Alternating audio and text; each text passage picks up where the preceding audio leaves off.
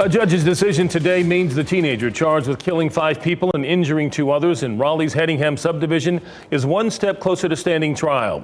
16-year-old Austin Thompson will be tried as an adult. Thank you for joining us. I'm Gerald Owens. And I'm Lena Tillett. It has been nearly 1 year since those 5 lives were taken, including Austin's brother, James. Since then, prosecutors haven't released much information about the case because of Austin's age until today.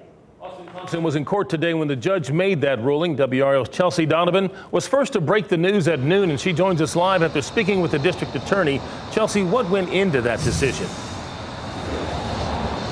Yeah, Gerald, as you can imagine, this was a process nearly a year in the making, a process until today that was shielded from public view, all to protect a juvenile charged with 5 counts of murder. Now, as the DA told me today, she hopes that the families of these victims and the public can see now that progress is being made, as Austin Thompson will now be tried as an adult. Inside the Wake County Justice Center in courtroom 704, locked from the public and media, a teenager sat with an attorney by his side. A teenager charged with taking the lives of 5 innocent people, including his own brother. The appeal of that order was heard this morning in Superior Court.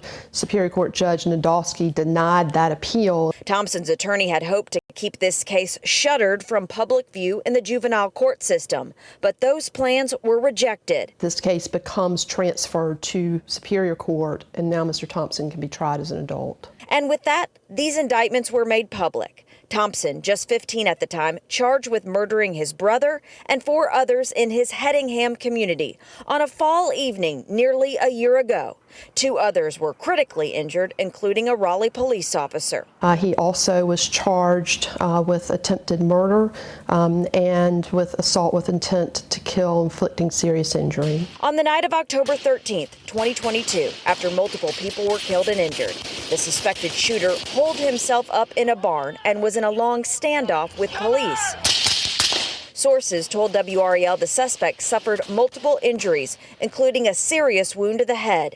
District Attorney Lauren Freeman would not comment on his physical or mental state. Even now, under state law and the rules of professional conduct, I am not able to make comments about the facts of a case or about a defendant while that case is pending. Not only was Austin in this courtroom today, his father, Alan, was too, now charged himself with not properly storing a firearm.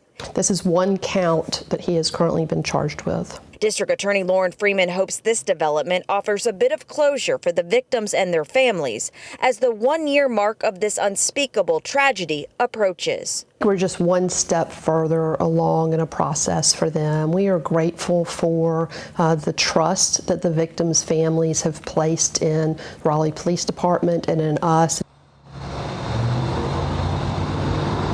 Now, Thompson remains locked up under no bond. It's still not clear exactly where he's being held. Now, if convicted, Austin Thompson is not eligible for the death penalty, but rather life in prison without parole. He's due back in court the week of November 6th. Now, as you can imagine, today is a big turn of events and a welcome for some of these families who have been impacted. Let's turn things now to Ashley Rowe with that part of the story. Chelsea, the husband of Susan Karnatz, who was shot and killed while running along the Neuse River Trail, tells me he always believed Austin Thompson would never go free, and that's the most important thing to him. We're also hearing from Rob Steele, the fiance of Mary Marshall, who was shot on the greenway behind her home. Now that the trial will be public, he plans to attend. Steele tells WRAL he's pleased that Thompson has been moved to adult court. It's that simple. He's been moved to adult court, which is where this should have been. I wish it had gotten here sooner, but we were told to expect that this would be a long process. Raleigh Mayor Mary Ann Baldwin, in a statement, says, "For our community to heal, we must find justice for the victims and their families. Now we have to respect the legal process."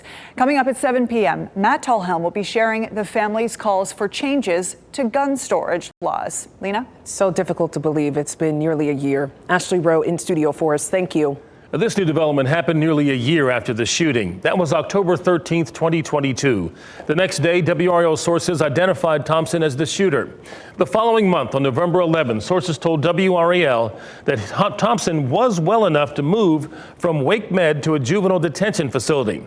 Wake County DA Lauren Freeman told us during this time that she expected that Thompson would be charged as an adult despite his age. That brings us to today's latest turn in the case.